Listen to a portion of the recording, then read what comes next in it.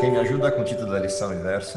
Venham a mim todos vocês que estão cansados e sobrecarregados, e eu os aliviarei. O texto é de Mateus, capítulo 11, verso 28. A lição dessa semana é uma lição bastante tranquila, no sentido da temática geral da lição, mas ela tem alguns pontos muito importantes na sequência do que a gente está estudando durante o trimestre, principalmente na relação direta com os dois temas da lição 2 e 3 e o diálogo desses dois temas com a lição da semana passada, que é o custo do descanso. O centro da atenção do trimestre, que está nessa questão do descanso de Deus, traz à tona duas questões principais da vida cristã, e essas duas questões vão o tempo inteiro estar em contraste nos estudos que a gente está fazendo.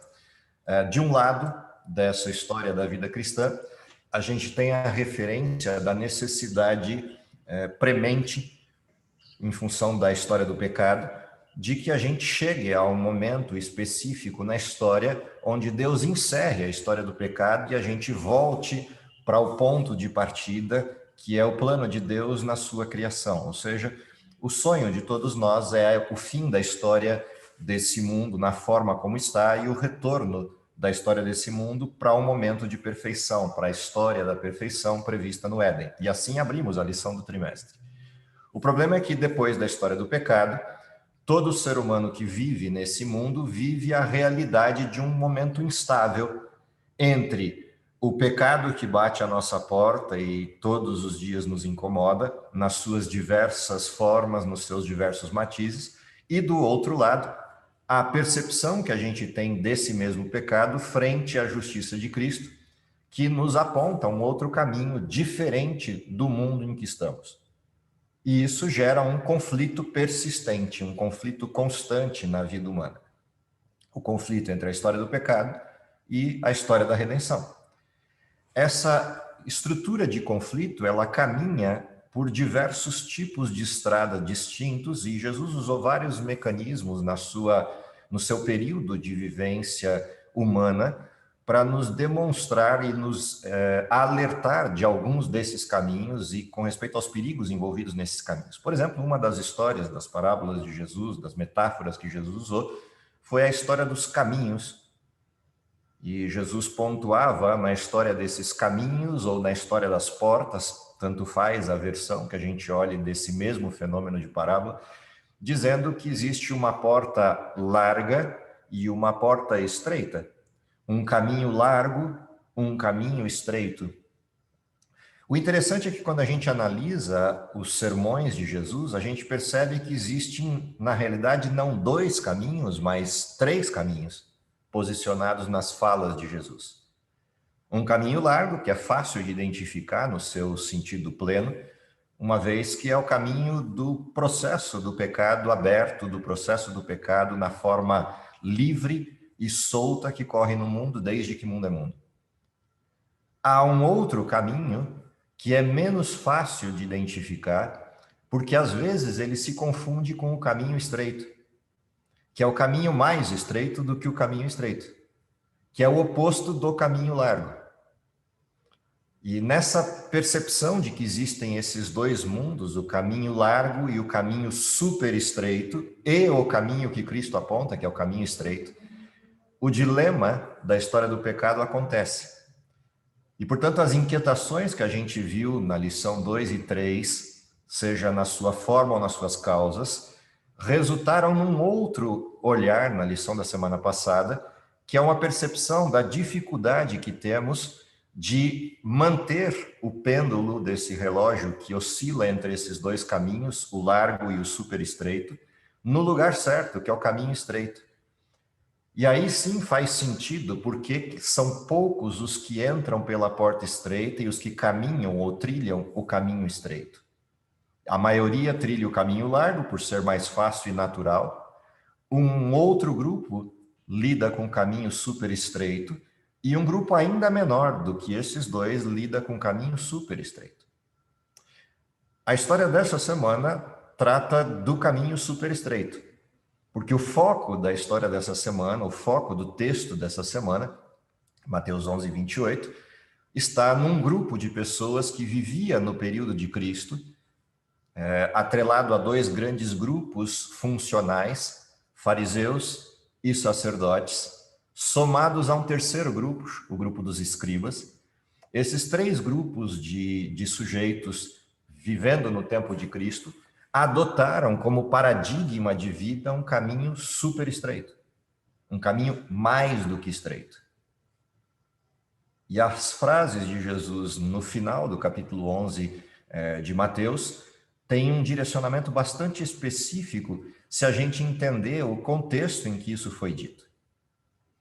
Vocês tiveram a chance de ler durante a semana o capítulo 11, talvez o capítulo 10 de Mateus, para quem teve a curiosidade de olhar o contexto desses versos. E vocês vão perceber que, enquanto Jesus dialoga com os grupos dos seus ouvintes, um grupo está em foco. E é interessante que esse grupo que está em foco recebe de Jesus algumas repreensões muito severas, algumas repreensões muito duras. O detalhe é que isso aqui não começa nesse momento. Essa história não começa exatamente aqui. Se você olhar a sequência do livro de Mateus, desde o capítulo 5, o Sermão da Montanha, até o capítulo 11, o verso 28, uma história vai sendo montada do início do ministério de Jesus. E essa história do início do ministério de Jesus aponta para alguns paradigmas que Jesus começa a quebrar na cultura judaica do seu tempo, na cultura hebreia do seu tempo. E essa estrutura, essa forma como Jesus vai decompondo esse modelo, como Jesus vai quebrando esses paradigmas existentes naquele contexto, nos dá a compreensão clara do sentido de Mateus 11, 28, 29 e assim por diante. Quando a gente olha para essa referência, vamos voltar um pouquinho e observar o que estava lá nas bem-aventuranças, sem a gente precisar ler todas elas, mas lembrar um pouco do que estava escrito lá no Sermão da Montanha. O Sermão da Montanha começa com uma quebra de paradigmas frontal, porque aquele grupo de pessoas para quem Jesus pregava vivia debaixo do jugo romano, debaixo das perseguições dos soldados romanos, debaixo da tutela de Roma, sem ter a possibilidade de usufruir daquilo que era a promessa feita a Abraão, a promessa feita de uma terra prometida a Israel. Eles viviam agora numa terra que já não era mais deles no sentido pleno, era uma terra de Roma. Para esse grupo que vivia sonhando com o surgimento de um Messias que libertaria o povo de Israel do jugo romano, traria de volta a soberania do povo de Israel, recuperaria as promessas feitas de uma grande nação, para esse povo, Jesus começa as bem-aventuranças com um modelo avesso, dizendo: bem-aventurados aqueles que são pobres de espírito, humildes, ou seja, aqueles que vivem na mansidão debaixo desse governo, dessa estrutura romana. E ele continua as bem-aventuranças terminando com uma apresentação e um convite para o seu reino, dizendo que aqueles que aceitarem esse convite e viverem no seu reino, na sua forma, serão perseguidos, malditos, acusados falsamente, etc. Ele termina as bem-aventuranças, a primeira parte do sermão, com esse tipo de convite, com esse tipo de certeza de que quem vier atrás de Cristo sofrerá perseguição, sofrerá maledicência. Não é exatamente o melhor dos jeitos da gente começar uma campanha. E Jesus começa exatamente assim. Se você continua lendo a sequência de Mateus capítulo 5, você vai perceber que Jesus já começa a enfrentar, no início do seu ministério, uma referência de acusações, uma interferência dos líderes da época, dizendo que Jesus era um sujeito liberal, um sujeito que proclamava uma nova estrutura de mensagem diferente da mensagem de Moisés e dos profetas e que estava incentivando o povo à insurreição frente à lei de Moisés.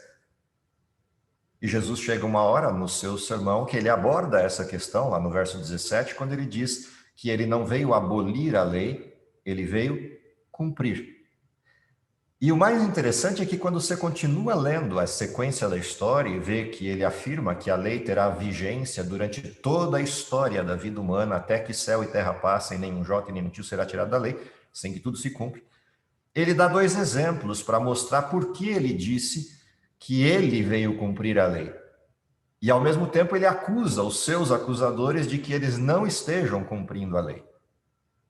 E a forma como ele faz isso é: ouviste o que foi dito aos antigos, não matarás. Ouviste o que foi dito aos antigos, não adulterarás. Eu, porém, vos digo, qualquer que chamar o seu irmão de tolo, raca, zombar dele, já é réu de morte, pelo mesmo mandamento.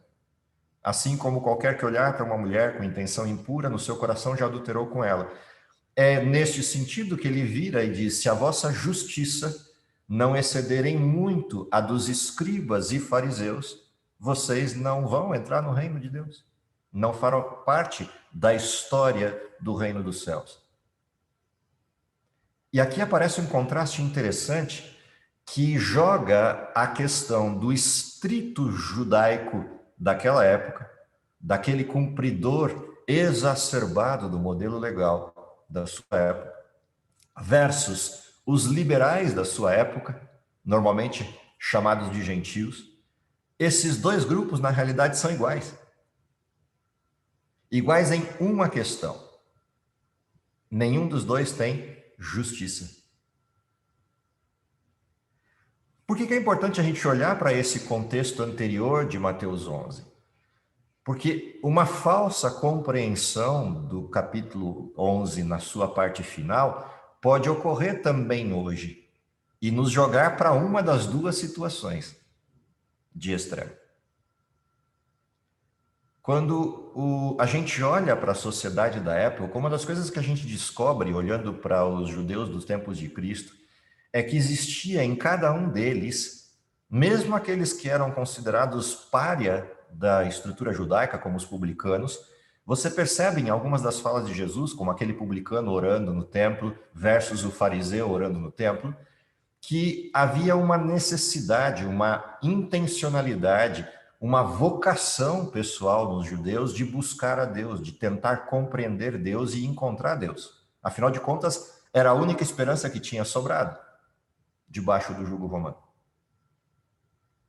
O mais, talvez, desgraçado desse período é você olhar um povo buscando Deus, os judeus na sua forma natural, e um grupo de líderes da época usando dessa busca e dessa necessidade de busca de Deus para colocar nas costas desse povo uma carga que não era a carga de Deus, criando normas, regras, leis que não faziam parte da estrutura do que Deus havia proposto para o seu povo. Agora imagina uma população vivendo as dificuldades da pobreza, da escravidão, da perseguição romana, etc. E do outro lado, a esperança que eles têm de que Deus liberte de tudo isso é substituída por um conjunto enorme de regras e normas impossíveis de serem seguidas, mas sendo apresentadas para eles como a única proposta e possibilidade de salvação e de aceitação da parte de Deus. Se já não era pequena a carga romana, agora eles tinham duas cargas, a romana e a judaica. Esse é o contexto do capítulo 11. E agora imagina Jesus assistindo essa cena, ele vendo de um lado uma população desesperada buscando Deus e buscando saída, do outro lado um grupo de pessoas usando de má fé para com essas pessoas, apresentando para elas um conjunto de regras que nem eles mesmos seguiam, mas faziam de conta que seguiam, e usando todo o mecanismo, toda a máquina do templo para enriquecimento pessoal e para envaidecer-se diante daquela população, de um lado, por uma via incauta, no sentido de que eram pessoas, a maior parte delas analfabetas, não tinham acesso à verdade na sua forma plena, nem a possibilidade da leitura do texto bíblico, na sua grande maioria. E, de um outro lado, pessoas que, mesmo tendo acesso, viviam a tradição de respeitabilidade a essa liderança que fazia parte do sinédrio, liderava as sinagogas ou liderava o templo. Imagina como é viver a religiosidade naquele tempo. Por isso o sermão de Jesus ele é um sermão singular, porque Jesus começa a quebrar alguns elementos presentes naquela história. O primeiro deles é de que o acesso a Deus é um acesso direto, sem intermediários. Mesmo vivendo num período sacerdotal, o acesso a Deus continuava sendo individual. Ou seja, qualquer um deles poderia chegar-se a Deus em confiança. E isso quebra uma posição central da autoridade da época. Afinal de contas, Jesus está dizendo que as pessoas não dependiam dos sacerdotes, nem dependiam dos fariseus, nem dependiam dos escribas para acessar a Deus e a salvação. E embora ele não tenha dito isso dessa forma, de forma explícita, como uma afronta à liderança da época, ele deixa muito claro o caminho de acesso a Deus. No capítulo 6, principalmente, de Mateus. Quando você continua lendo essa história, Jesus começa um processo de acusações a Jerusalém, por exemplo, e a forma como as cidades e as pessoas que desviavam os caminhos de Deus para um caminho que não foi construído por Deus e usavam disso de má fé, seriam vítimas da ira desse próprio Deus. E Jesus traça uma série de acusações e de perspectivas de como será a destruição deles. E ele não alivia, como disse a própria lição, ele não alivia a mão ao fazer isso. Ele os ataca frontalmente nesse aspecto de proferir as maldições que estariam designadas para esse tipo de gente no futuro. Ao mesmo tempo que ele vai fazendo convites às pessoas para que o sigam, para que aceitem o reino que ele veio trazer e que entendam que tipo de reino é esse. Nesse contexto, o convite de Mateus 11 cria uma cena diferente, um contexto, uma abordagem diferente para aquela época. Afinal de contas, o que Jesus está dizendo é que as coisas que eles mais buscam, aliás, a coisa que eles mais buscam, que é Deus, e um acesso a Deus, está na frente deles disponível em pessoa. Quem me vê a mim, vê ao Pai. Portanto, a busca incessante da população judaica por Deus e pela libertação que Deus pode dar estava disponível, presente de forma física na frente de cada um deles. Quem encontrasse Cristo teria encontrado a sua busca de vida, teria encontrado Deus. E é exatamente esse ponto da mensagem de Jesus que mais trouxe ira aos sacerdotes, fariseus e escribas. Porque eles entenderam isso. Eles entenderam que Jesus estava dizendo que ele era Deus e que ele era o Messias. O problema é que eles imaginavam que o Messias viria para bater palmas e exaltá-los dizendo: parabéns, vocês cumpriram a missão e cuidaram do legado do povo de Israel enquanto eu não vinha. Portanto, cada um de vocês agora ocupará um cargo de confiança no ministério do meu reino. Essa era a expectativa dos fariseus, dos escribas, dos sacerdotes. E Jesus chegaria na frente da população inteira dizendo: vocês tentaram seguir o que eles disseram, se tentaram e fizeram isso e respeitaram a autoridade deles, vocês são dignos do meu reino e eles são os que vão reinar sobre vocês. Mas se vocês não fizeram isso e os maltrataram ou não os respeitaram, vocês serão considerados pária no meu reino. Era isso que eles esperavam. E Jesus diz exatamente o inverso. Ele diz: vocês são pária, vocês não prestam, vocês não cumpriram o legado e desviaram a atenção do povo. Portanto, eu estou dizendo para vocês e para o povo que quem quiser encontrar Deus tem que me encontrar primeiro. A única autoridade digna do meu reino sou eu mesmo. Em outras palavras, é isso que Jesus está dizendo. E qualquer um que quiser entrar no meu reino, as portas estão abertas, basta que entenda quem eu sou e me aceite como seu Salvador. Jesus retira a autoridade inteira disponível na teologia, na administração e estrutura da época e concentra em si mesmo, dizendo: a porta está aberta. Qualquer um que desejar pode entrar. Qual é a pergunta que naturalmente surgiria na mente de qualquer judeu daquela época? O que eu preciso fazer? Porque é assim que eles foram educados. Para poder pertencer ao reino de Deus, eu preciso fazer algo. Eu preciso executar algo. Eu preciso ter competência e ser achado digno para poder entrar. O curioso é que, no contexto da mensagem de Cristo, qual é a essência da dignidade para poder entrar no reino de Cristo? Aqui sim faz sentido a gente ler o texto de Mateus 11, 28 a 30. Se alguém puder compartilhar a leitura do texto inteiro.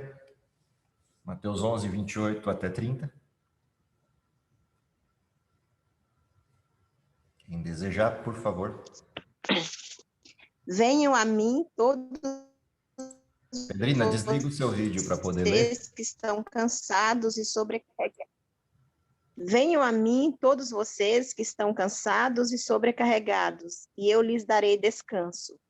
Tomem sobre vós o meu jugo. Deixem que eu lhes ensine, pois sou manso e humilde de coração, e encontrarão descanso para a alma.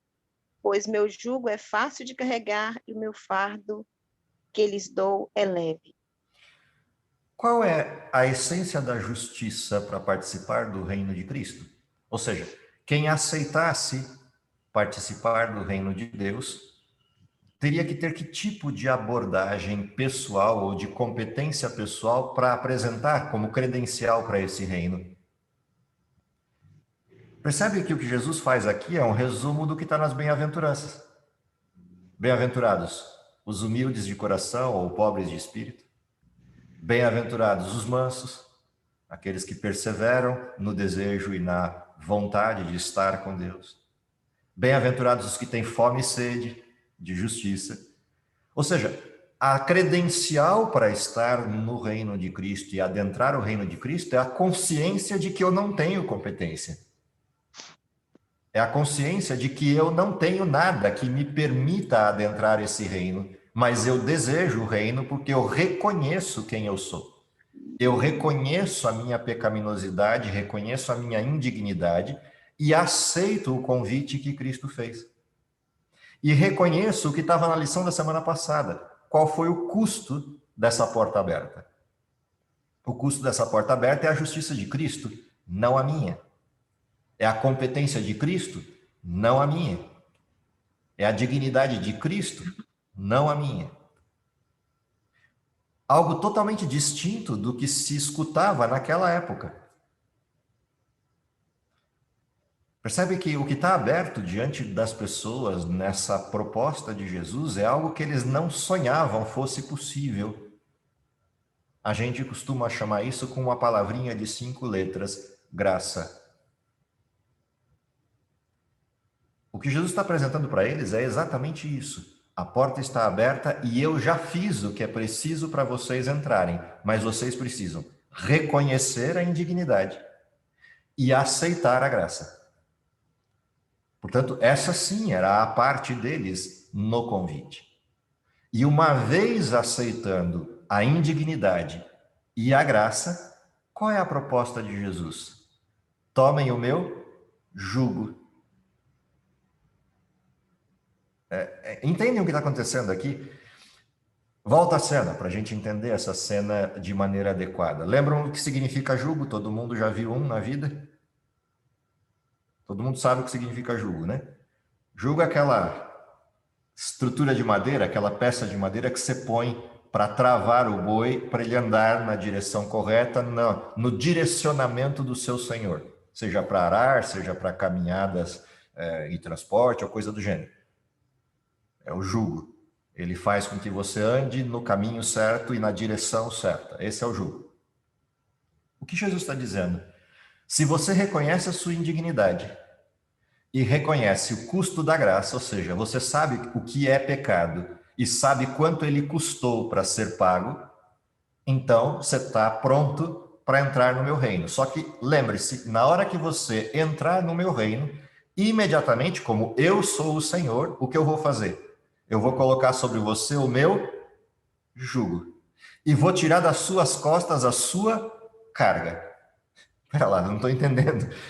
Na verdade, a gente está trocando uma carga por outra. Você está trocando a carga que você está carregando pela carga que ele está pondo. Qual é a promessa, então? Se é uma troca de carga pela outra. Por isso, o texto é: há um caminho largo, um caminho estreito. O problema é que vocês criaram um caminho super estreito e construíram cargas para vocês mesmos. E isso, irremediavelmente, só leva para duas direções. Ou vocês vão viver uma vida desgraçada de sofrimento e culpa, ou vocês vão, desistindo dessa vida desgraçada e de culpa, partir para o lado oposto, que é o caminho totalmente liberal, totalmente largo, retirando todas as cargas e qualquer responsabilidade, inclusive expulsando o Senhor da vida de vocês. E Jesus faz um convite.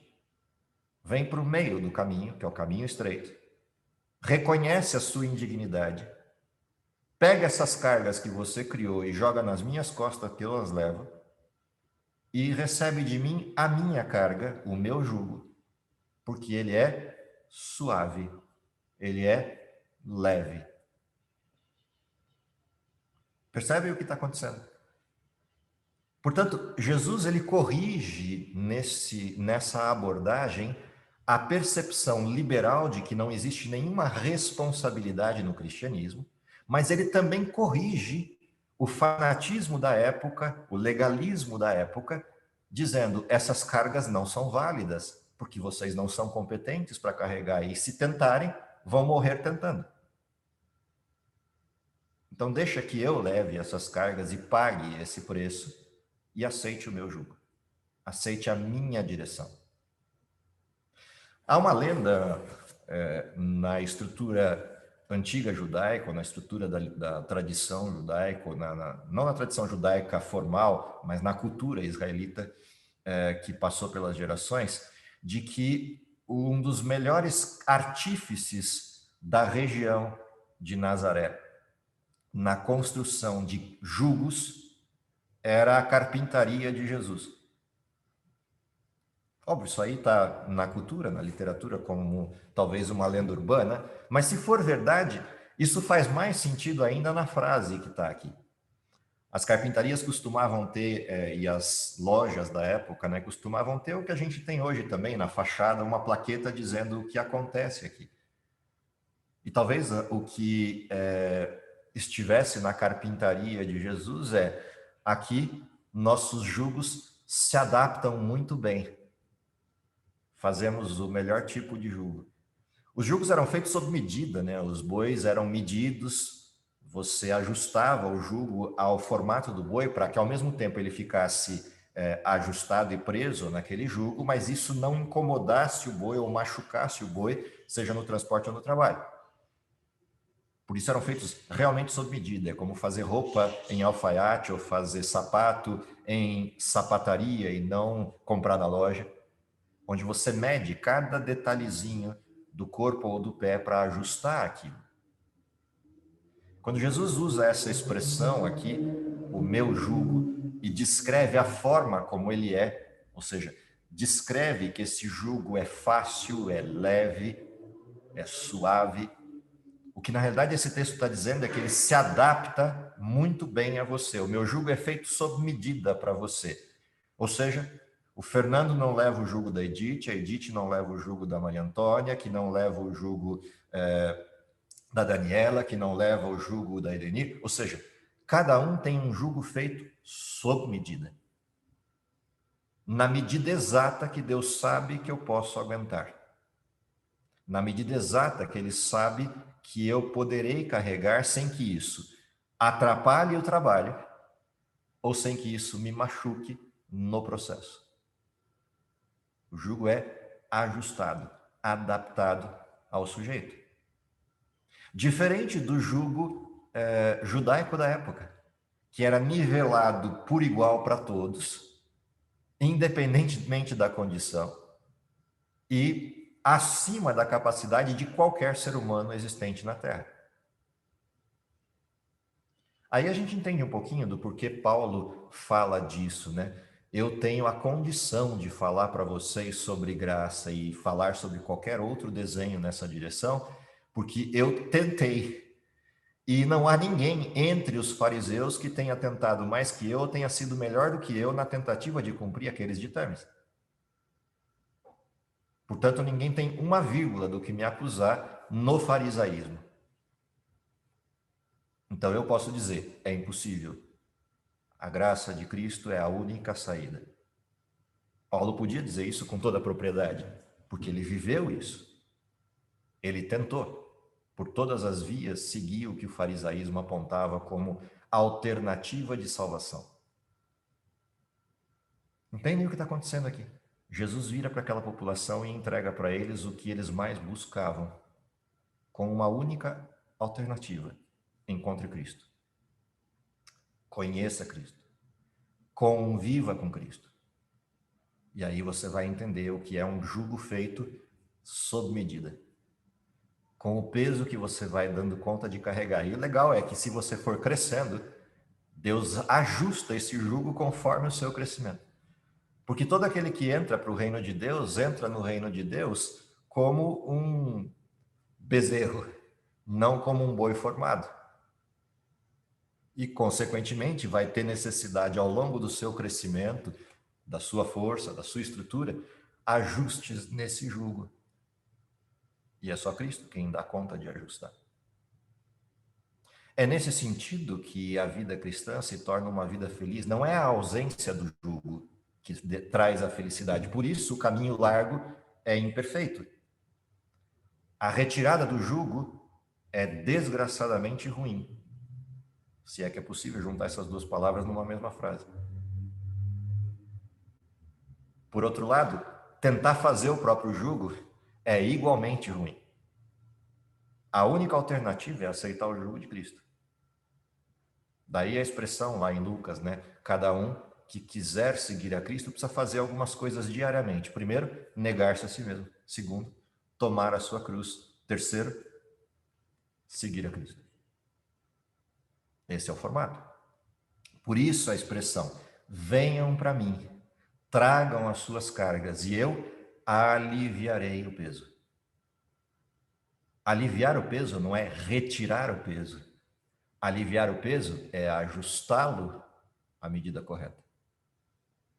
Por isso a expressão: se a vossa justiça não exceder em muito a dos escribas e fariseus, vocês não entram no reino de Deus. O que Jesus está dizendo é: eu vim para mostrar a medida correta das coisas. E, em certo sentido, isso é mais pesado do que o que os fariseus levavam.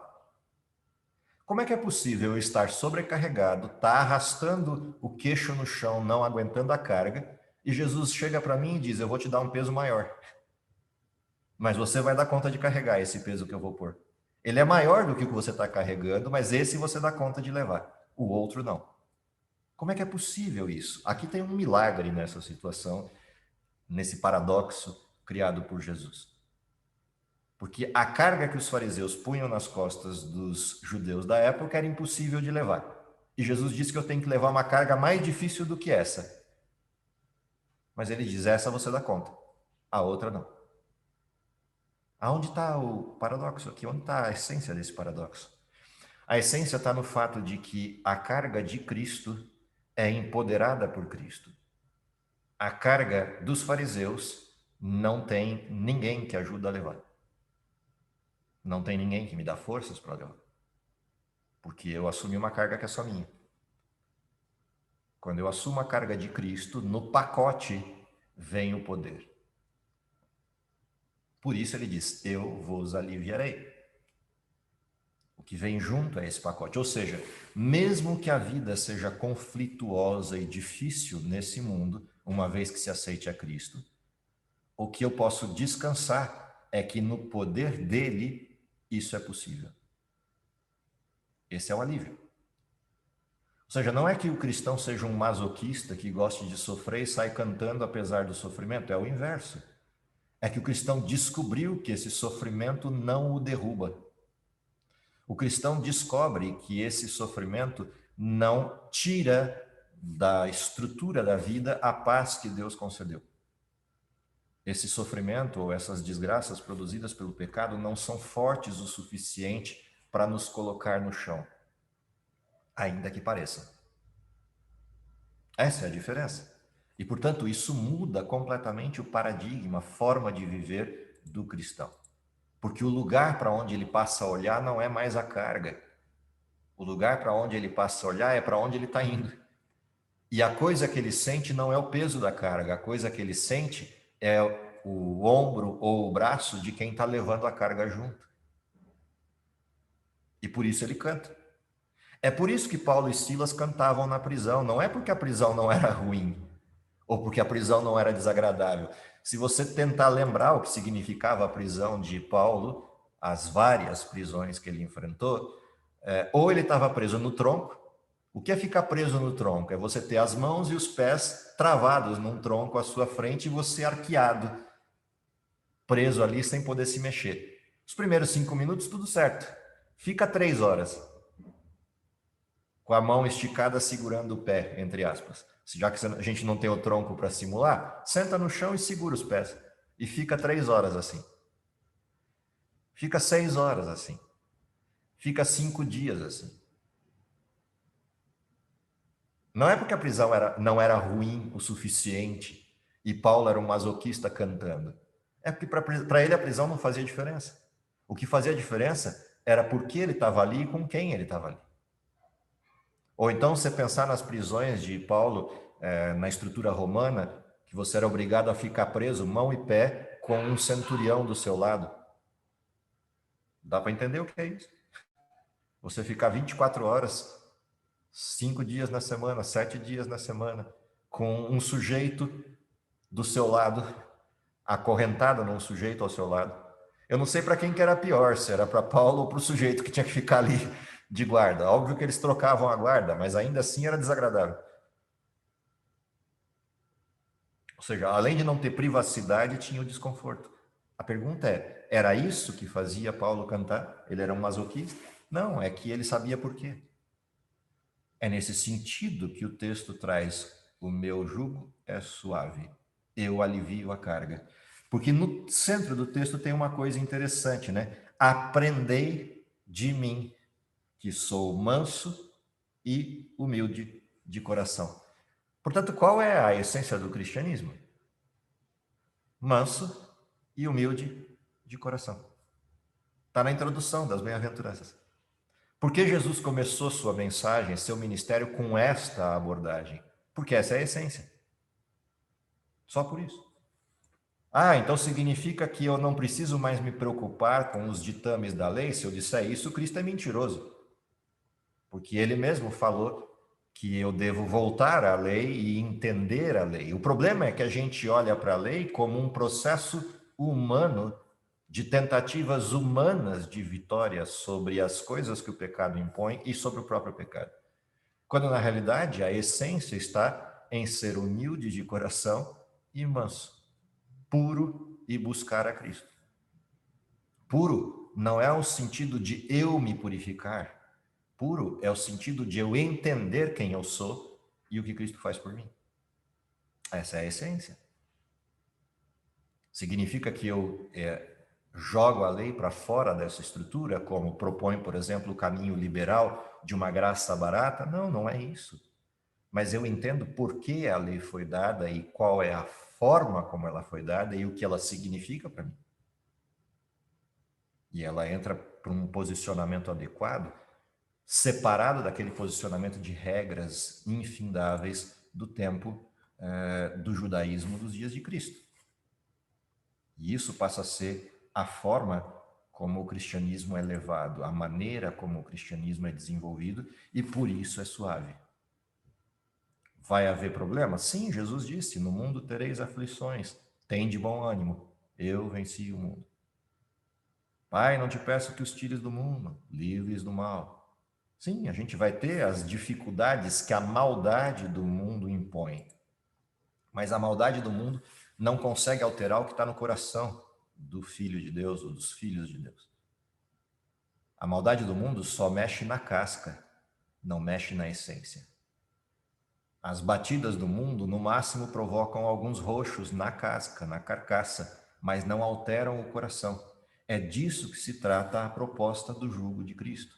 Essa é a essência do jugo de Cristo. Ou seja, o amor para com Cristo é de tal ordem que eu entendo a sua lei. Eu entendo porque ele diz que determinadas coisas que o pecado me pede para fazer, eu não deveria fazer. E isso deixa de ser uma perseguição infindável minha por santidade, no sentido de impecabilidade, para ser agora uma busca incessante de proximidade e convivência com Cristo. Porque nele somos mais que vencedores. Essa é a essência. Tem uma pergunta ali no chat, se o Fernando puder ler e compartilhar. Professor, isso sempre me deixou em dúvida sobre a ira de Deus. Como Deus pode se irar e ser manso ao mesmo tempo? O problema é que Deus não se ira com os seus filhos, Deus se ira com a condição do pecado. Essa é a diferença. Deus se ira com a situação e não com as pessoas. Cristo amava os fariseus, assim como amava os sacerdotes, assim como amava os pecadores todos da sua época. Mas ele odiava o pecado. O problema é que tem um momento na história da convivência com o mal, em que o mal se funde no sentido de se tornar uma coisa só. O pecador e o pecado se tornam uma única coisa, ou seja, se tornam pecado. E aí a ira de Deus, que é contra o pecado, uma vez que ela foi fundida, o pecado se fundiu com a natureza humana a tal nível que não se separa mais, a ira sobre o pecado destrói o hospedeiro. Porque o hospedeiro agora não é só hospedeiro, ele é pecado. Ou seja, Deus não... Por isso que a destruição final, ela é um problema na situação bíblica, um problema de mistério. Porque é um paradoxo mesmo. Como é que Deus, que ama os pecadores, destruirá os pecadores? A razão é porque Deus permitiu que esses pecadores entendessem o pecado, reconhecessem o pecado e tomassem uma decisão. Quero ser pecado ou quero sair dessa condição? E Deus deixou cada um livre, e deixa cada um livre para escolher isso.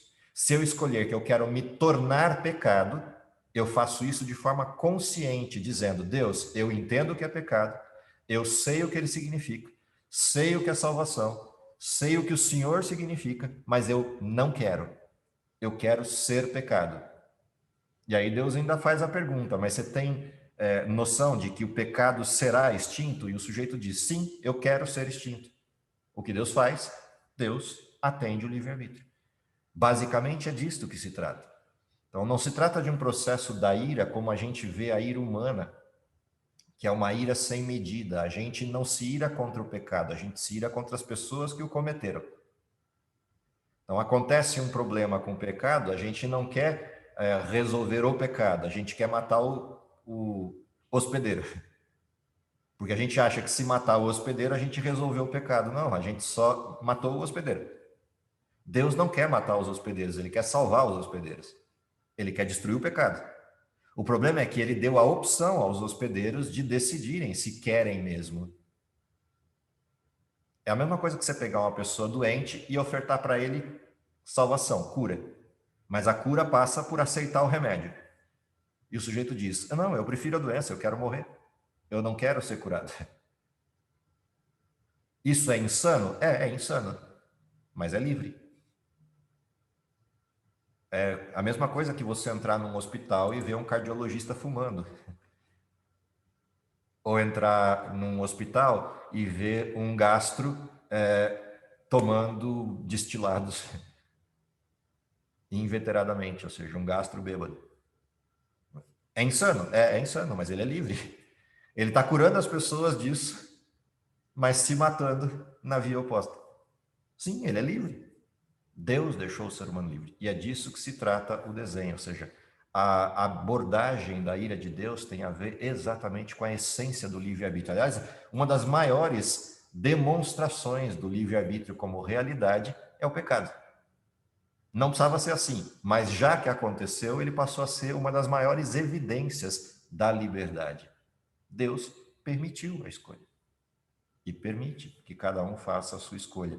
E é nesse sentido que o convite "tome o meu jugo" se torna bastante significativo. Ou seja, somos, de fato, livres. Livres para jogar todas as cargas fora e morrer. livres para pegar uma carga maior do que podemos suportar e morrer também, ou livres para reconhecer que a gente não tem a competência, não tem a capacidade, mas tem um Deus que tem a condição, e aceitar dele o ajuste, ou seja, aceitar que ele faça a nossa roupa, faça o nosso jugo, que ele faça aquilo que eu tenho que carregar, ou construa aquilo que eu tenho que carregar. Essa é a proposta desse convite feito por Cristo. A grande pergunta é: por que insistimos em rejeitar isso? A pergunta que vale 1 milhão é essa: por que, apesar da clareza e simplicidade do convite de Cristo, a gente insiste em rejeitar? Caminhando ou para um liberalismo sem sentido, ou para um fanatismo sem nexo. A razão é bastante simples e estava lá na lição 3. Aqueles elementos de sequência, lembram lá da lição 3? Aqueles elementos de sequência como causalidade, como forma de demonstração de causas da inquietação, são os que nos levam à rejeição desse convite maravilhoso de Cristo. O egoísmo, a soberba como resultante, como efeito colateral, dano colateral, nos encaminham para essa rejeição de maneira muito ardilosa, muito elaborada. Essa é a grande questão. Essas situações que o pecado, na sua essência, produzem dentro do coração humano, nos levam a essa dificuldade de aceitar o jugo. Como é possível eu aceitar que alguém me diga o que fazer ou diga para onde eu tenho que ir? Isso é escravidão. Como é possível que a salvação seja, já não sou eu quem vive, Cristo vive em mim? Diriam os freudianos do século XXI, isso é a anulação da sua personalidade. Quando na realidade isso é o retorno à minha personalidade. Eu fui feito filho de Deus e deixei de ser. Vivo hoje numa esquizofrenia sem sentido, num processo dual de personalidade sem sentido, uma bipolaridade inconstante, e Cristo convida para que eu volte ao modelo original, a ser quem eu de fato devia ser, um ser humano, filho de Deus. Mas a artimanha do pecado é dizer: não, você é livre, você pode ser o que você quiser. Positivismo do século XIX e XX. Toda a força está dentro de você, seja na versão oriental dos Star Wars e companhia, seja na versão ocidental do modelo de autoajuda. Percebe? As artimanhas são bem construídas, são bem arquitetadas no modelo. Quando na realidade a única saída é reconhecer: eu não posso, eu não sou, eu não tenho as condições, mas eu conheço quem tem. E o jugo dele é manso, é suave, é leve, é puro, é perfeito.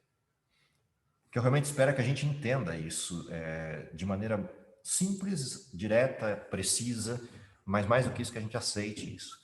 Uma vez que a gente aceite isso, será possível trilhar esse caminho até que aquilo que é o que ansiamos aconteça, que é a redenção final, que é o modelo da resolução de tudo isso, da forma como Deus pretende solucionar tudo isso, retirando de nós a raiz do pecado e trazendo a gente de volta à condição original. Que Deus nos abençoe, que nos dê essa graça de que possamos viver essa realidade, ainda que parcial hoje, sentindo os lampejos do que é o céu, nessa vida que Cristo prometeu, nessa vida que Ele nos proveu, que é a vida suave, leve, de quem aceita o jugo de Cristo, sem nos confundirmos com as duas propostas igualmente ruins do caminho largo ou do caminho super estreito, que infelizmente às vezes nos pegam pelas curvas da vida.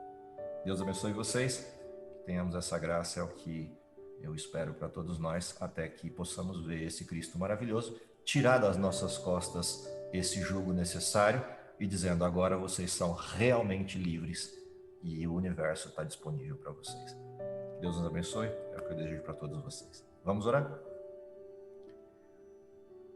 Querido Pai que está nos céus, te agradecemos em primeiro lugar pelo dom da vida, Te agradecemos porque, apesar de todas as dificuldades que enfrentamos nesse mundo, temos um Deus que as reconhece, que as suportou e as carregou enquanto aqui viveu, mas, acima de tudo, um Deus que entende cada um de nós e as nossas limitações, adaptando e construindo um jugo na medida exata do que necessitamos e do que precisamos a cada dia.